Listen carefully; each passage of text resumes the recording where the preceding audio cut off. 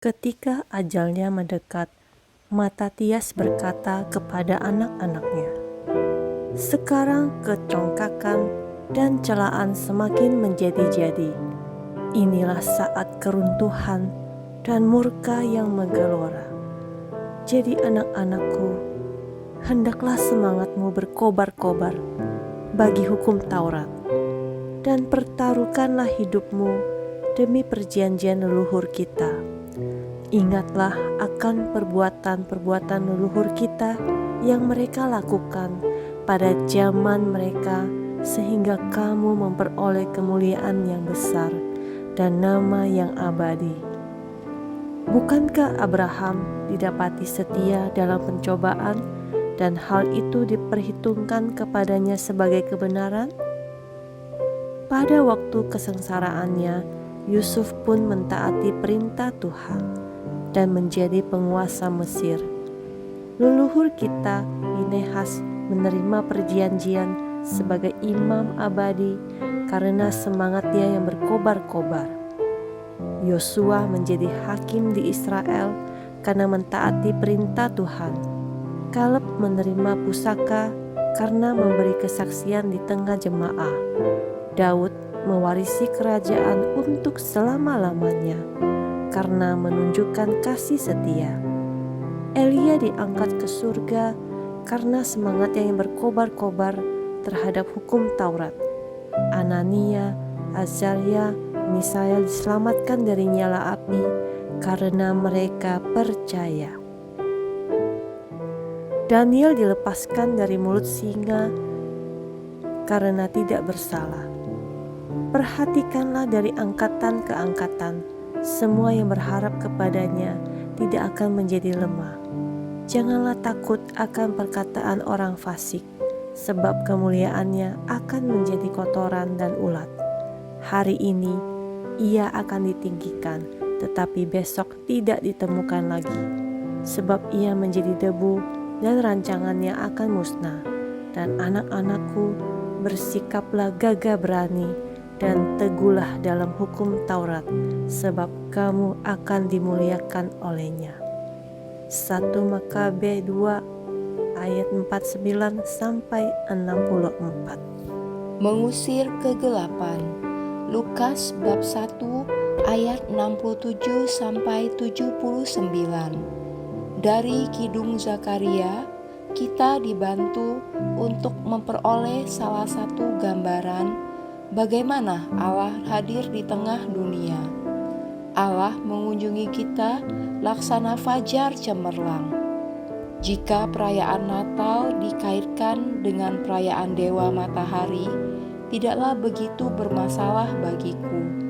Karena Yesuslah Sang Surya yang sejati, Sang Fajar cemerlang, yang datang untuk menyinari, menghangatkan, dan menghidupkan dunia.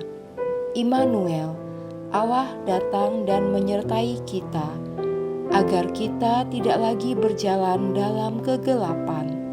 Morning is broken. Tahtamu akan kokoh untuk selama-lamanya. 2 Samuel 7 ayat 16b.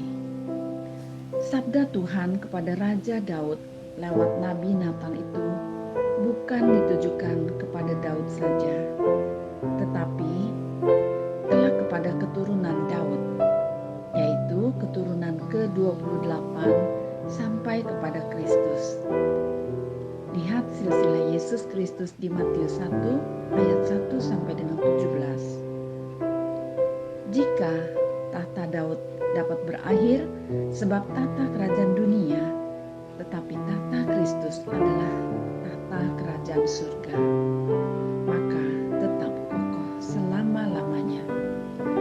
Dialah satu-satunya Raja yang membebaskan dengan deritanya, yang menyelamatkan dengan wafatnya.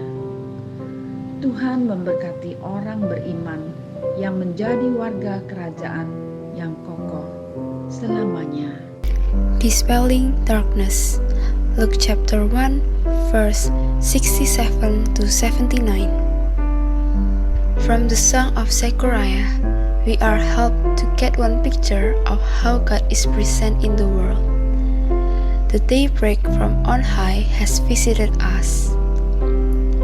If the celebration of Christmas is associated with the celebration of the sun god, it doesn't really matter to me, because Jesus is the true sun, the bright dawn who comes to illuminate, warm, and animate the world.